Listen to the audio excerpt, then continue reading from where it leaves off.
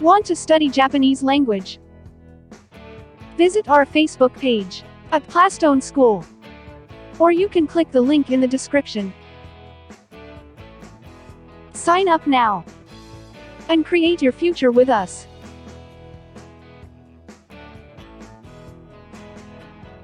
You can also visit our YouTube channel. Don't forget to click the subscribe button to be updated on our latest videos. Plastone Language School Incorporated. Hello everyone, my name is Maureen Joy from Pullman. In this video, we will be discussing about particle ga.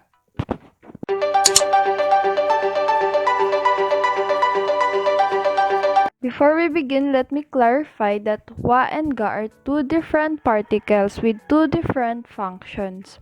Wa is used to specify a topic, not a subject, while particle ga marks the subject in the sentence. And when we say subject, we are pertaining to the person who performed the action.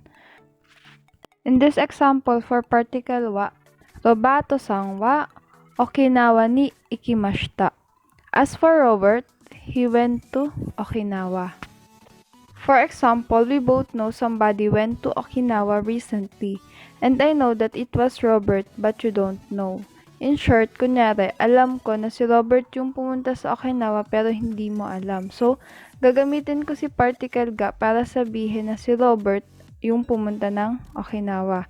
Robato-san ga Okinawa ni ikimashita.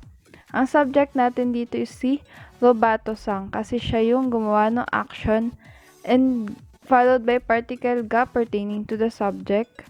And also, it gave extra emphasis on the name Robert, where his identity is the new piece of information provided by this sentence.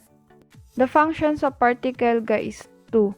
Number 1, present the subject of a sentence in a way such that 2, the noun will fill in the blank on the information sheet.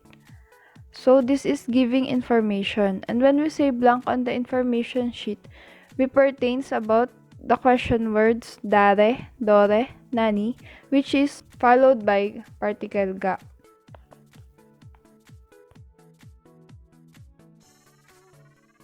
In this example, dare wa Okinawa ni ikimashita, we don't use particle wa but ga, because a question word that is the subject of a sentence is never followed by the particle wa but always by the particle ga.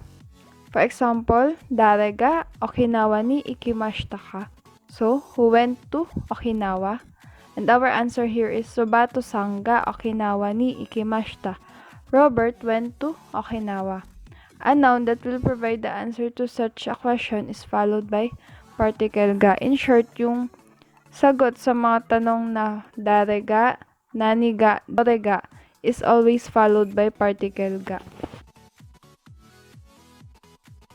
Next example, Dono kurasu ga omoshiroi desu ka? Dono kurasu ga omoshiroi desu ka? Which class is the most interesting? Answer, Nihongo no kurasu ga omoshiroi desu.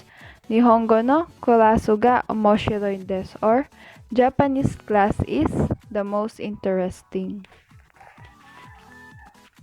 The next one is Kono kurasu de dare ga megane o kaketeimasu ka? Kono kurasu de dare ga megane o kaketeimasu ka? In this class, who wears glasses? Answer, Yamashita sensei ga megane o kaketeimasu. Yamashita sensei ga megane o kaketeimasu.